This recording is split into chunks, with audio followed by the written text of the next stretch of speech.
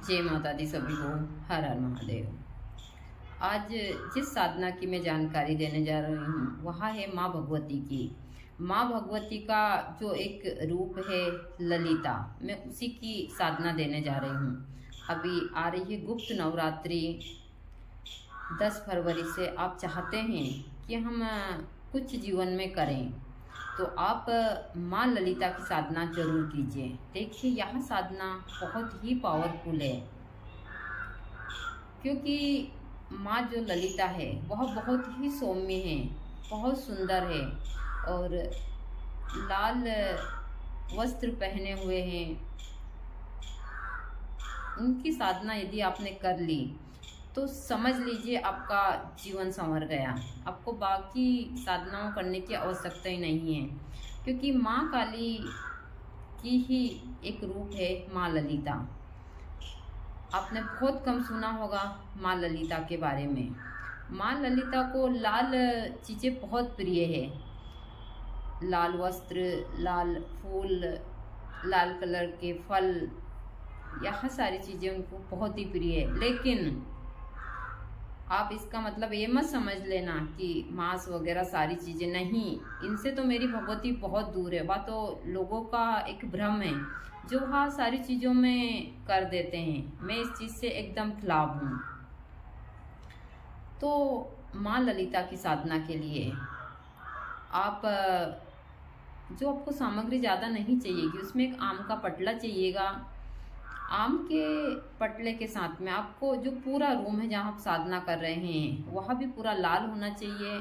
आपको बिछाने के लिए कम्बल वगैरह जहाँ सोते हैं आपका बिस्तर भी लाल ही होना चाहिए। आपके पहनने के कपड़े भी लाल, जब तक आप साधना काल में रहें। और यह साधना 21 दिन की होती है। इसको आपको 21 दिन तक प्रतिदिन 21 माला भी करनी होती है। और माला आपको लाल जो मूंगा होता है उसकी माला से ही इसका जाप करना। इसमें ज़्यादा सामग्री आपको कुछ नहीं लगनी है, सिर्फ आपको लगना है इसमें तो शुद्ध देसी जो गाय का घी होता है वह घी दीपक के लिए, एक काली यंत्र चाहिए आपको, और एक हम जितने दिन की साधना कर रहे हैं, हम 21 दिन की साधना कर रहे हैं तो हमको 21 बिंदी लगानी होगी जिस दीवार के ऊपर हम वह यंत्र वहाँ स्थापित करेंगे। दूसरा, माँ ललिता की साधना में आपको ज़्यादा कुछ नहीं करना है, सिर्फ आपको इसमें यह ध्यान रखना है कि आप बाहरी व्यक्ति से ज़्यादा बोलचाल 21 दिन तक ना रखें। आप इसको अमावस्या के दिन से शुरू कर सकते हैं। सबसे महत्वपूर्ण चीज़ है इसमें दक्षिण दिशा होनी चाहिए। आपका जो रूम है वह एकांत में होना चाहिए, जहाँ भीड़ भड़क बिल्कुल नहीं होना चाहिए, ज़्यादा शोर शराबा नहीं होना चाहिए। और जब तक आप साधना काल में रहें, एक टाइम खाना खाएं, ब्रह्मचारी का पालन करें और इसी प्रकार साधना करते हैं तो आपको साधना में जरूर सफलता प्राप्त होती है। इसमें मैं मंत्र बता देती हूँ और बाकी की विधि। इसमें मंत्र ज़्यादा बड़ा नहीं है, मंत्र छोटा ही है। यदि इस मंत्र को आप अच्छे से करते हैं तो आपको साधना में जल्दी सफलता प्राप्त होती है, क्योंकि यह जो मंत्र है ओम काग काली नमः। ओम काग काली नमः छोटा ही मंत्र है, ज़्यादा बड़ा नहीं है। 6 शब्द का मंत्र है, आप इसको आराम से कर सकते हैं। दूसरी चीज़ इसमें महत्वपूर्ण है कि आप जिस रूम में यह साधना करते हैं उस रूम में आपको एकदम बहुत कम लाइट होनी चाहिए और सिर्फ आपको दीपक की लो में ही यह सारी चीज़ें करनी हैं। दूसरा, आप इस चीज़ का हमेशा ध्यान रखें कि जब भी कोई पीछे से आवाज़ आए तो आप डरे ना। दूसरा, अभी मैं आप लोगों को एक रक्षा कवच मंत्र और दे दूंगी, तो आप पहले यहाँ मंत्र सिद्ध कर लीजिए। फिर मंत्र सिद्ध में से तो मैंने बहुत सारे दिए हैं, लेकिन आपके पास में हो तो आप यह मंत्र सिद्ध कर कर और फिर आप इस क्षेत्र में आगे बढ़ते हैं तो आपकी सुरक्षा होती है, क्योंकि इसमें बहुत सारी चीज़ें हैं। जैसे आपको भ्रमित करने के लिए कुछ आवाज़ें आएगी, आपको लगेगा कि कोई यहाँ आ रहा है, थोड़ी थोड़ी परछाइयाँ, यह सारी चीज़ें होगी।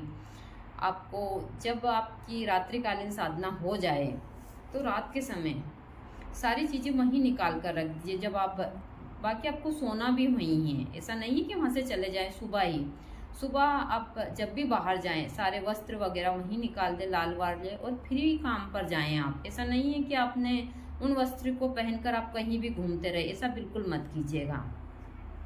दूसरा, जब तक आप साधना काल में रहें किसी से इसके बारे में जिक्र भी मत कीजिएगा कि हम किसकी साधना कर रहे हैं, क्योंकि यह साधना बहुत ही पवित्र और बहुत गुप्त है। ऐसे तो मैं नहीं देने वाली थी, लेकिन भाई मेरा काम है कि आप लोग जो इसके योग्य होगा उसको जरूर सफलता प्राप्त होगी। ऐसा नहीं है, क्योंकि बहुत सारे लोग मुझे बोलते हैं कि आप जो है चीज़ें सब सार्वजनिक कर रहे हो, अच्छा नहीं। ऐसे तो सब चल रहा है आजकल, लेकिन मैं इसलिए दे रही हूँ कि हमारी ऐसी बहुत सारी साधनाएं हैं जो बहुत सारे गुरुओं के साथ ही चली गई है। तो हम नहीं चाहते कि यह चीज़ें हमारे साथ जाए। दूसरा, मैं वह भी नहीं चाहती हूँ कि मैं किसी पुस्तक को लिखूँ और उन पुस्तकों से उसमें और हेरा फेरी हो सारी चीज़ें। मैं जो चीज़ें हैं वह शुद्ध सत्ता से ही देना चाहती हूँ आप लोगों को। तो आप यह साधना करते हैं, यह साधना आपको उस प्रकार से करनी चाहिए जिस प्रकार से एक माँ जो जन्म देने वाले शिशु से प्यार करती है और उसकी सुरक्षा करती है और उससे लगाव रखती है, इसी प्रकार इस साधना से आपको लगाव होना चाहिए, ना कि आप फॉर्मेलिटी के लिए करें। मैं हमेशा बोलती हूँ कोई भी साधना आप कभी भी फॉर्मेलिटी के लिए मत कीजिए, आपको इसमें सफलता कभी प्राप्त नहीं होगी। अभी यहाँ पर काफ़ी मक्खियाँ आ चुकी है, जो कि यहाँ खुला है बहुत, तो खुले के कारण मक्खियाँ आ जाती है, तो बहुत परेशान कर रही है। और मेरा ऐसा है कि मैं कहीं भी वीडियो बना देती हूँ सारी चीज़ें, ऐसा नहीं है कि मैं, क्योंकि मेरा काम उसी हिसाब का है कि मैं जहाँ से हूँ आप लोगों को वहीं से सारी चीज़ें दूँ। तो आप यह साधना जरूर कर देखिए, माँ भगवती की कृपा से आपको जरूर सफलता प्राप्त होगी इन चीज़ों में। मैं हमेशा बोलती हूँ कि यदि आपके अंदर वह लगन है तो आप कहीं भी रास्ता बना सकते हैं, वरना आप 100 जन्म भी ले लो तो आपको सफलता प्राप्त नहीं होगी। और यह एकदम सत्य भी है।